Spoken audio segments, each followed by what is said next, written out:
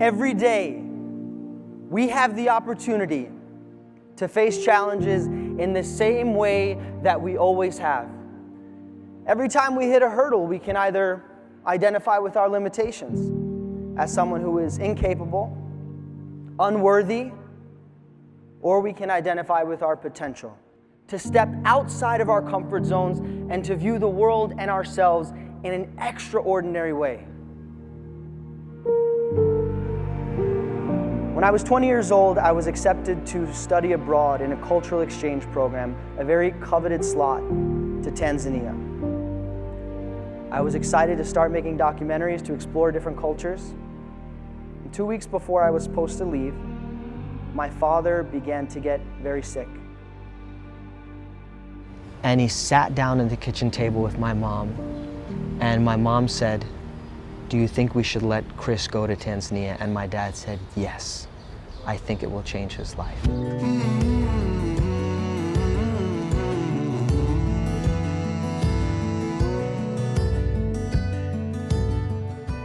So I go into my room, I slam the door, I start crying, slamming the mattress, pounding the wall, and I fall asleep. And I wake up, I go into the kitchen, I give my dad a hug, and then I run to the beach, the only place of refuge that I knew. I feel totally alone, and I just ran into the ocean with my surfboard. I had so much pain, I had so much sadness.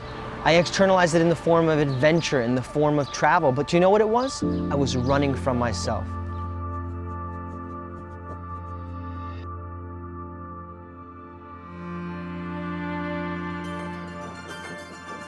We spend all of our energy trying to control the externals, and the only place, literally the only place that we have control over is ourselves.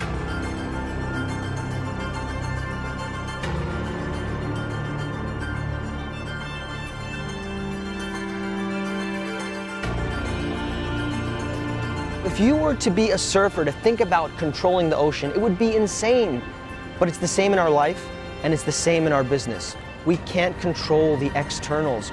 All we can control is ourselves, how we react to the waves.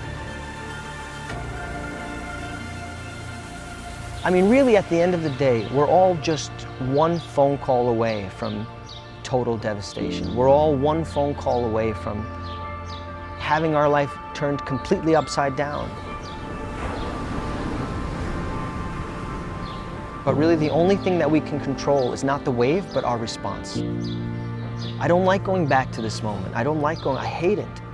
I hate it. It was the most difficult moment of my life. And yet, probably the most important.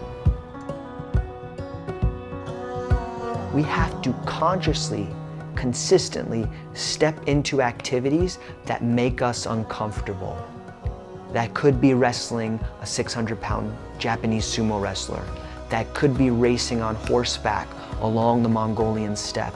Or that could be talking to our coworker who's right next door about an uncomfortable conversation. You would sumo wrestle the heaviest man in the history of Japan. You would do it. He's a sweetheart. He likes Britney Spears. Give me a sign. Give me Baby, one more time.